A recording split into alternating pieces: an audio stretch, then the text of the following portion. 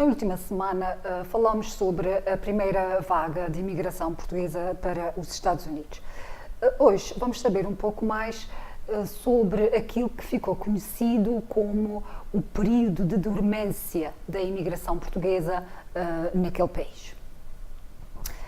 A primeira vaga, que foi até 1920, como vimos, registrou-se de uma grande afluência de portugueses àquele país, mas a partir deste ano, 1920, vamos constatar uma descida acentuada de imigração, sendo que apenas cerca de 7.000 partidas foram registadas entre 1930 e 1939.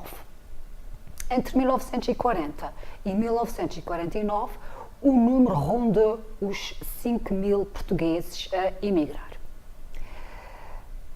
Isto deveu-se a uma opinião pública hostil contra os imigrantes, numa altura em que se vivia nos Estados Unidos um período de recessão económica que ficou conhecido como, todos nós sabemos, crise de 1929. Este período de depressão económica causou o aumento do desemprego, a descida do produto interno bruto e a queda na produção industrial. Os Estados Unidos, que até aí tinham mantido as suas portas abertas, começaram a restringir a entrada a alguns países através de novas leis de imigração que limitavam então a entrada de imigrantes de certos países. A primeira medida da política americana contra a entrada de novos imigrantes foi implementada em 1917. Tratava-se da realização de um teste que todos os imigrantes tinham que fazer, composto por um exame oral e outro escrito, o Literacy Test. O objetivo deste teste era limitar o número de entradas daqueles que não sabiam ler nem escrever na sua língua materna. Como sabemos, o analfabetismo dos portugueses era bastante elevado nessa época e colocou este grupo como sendo um dos primeiros a serem afetados. A lei de 1921, já por seu lado, foi baseada num sistema de cotas, o Emergency Restriction Act.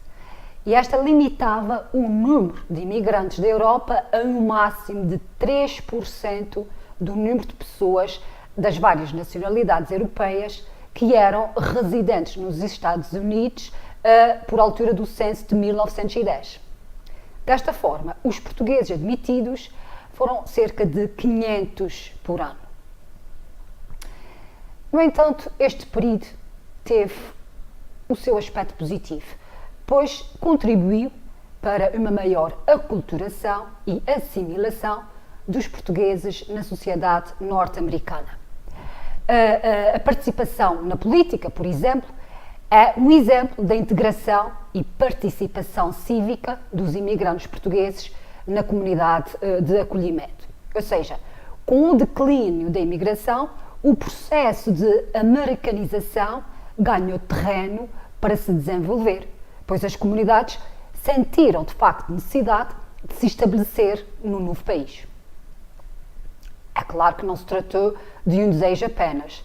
Este foi um processo que contou com o esforço e o trabalho de vários mecanismos políticos, das associações cívicas, recreativas e religiosas que ajudaram os imigrantes a ajustarem-se ao sistema americano, tanto no campo económico como no campo social e político, como vamos ver em próximos programas.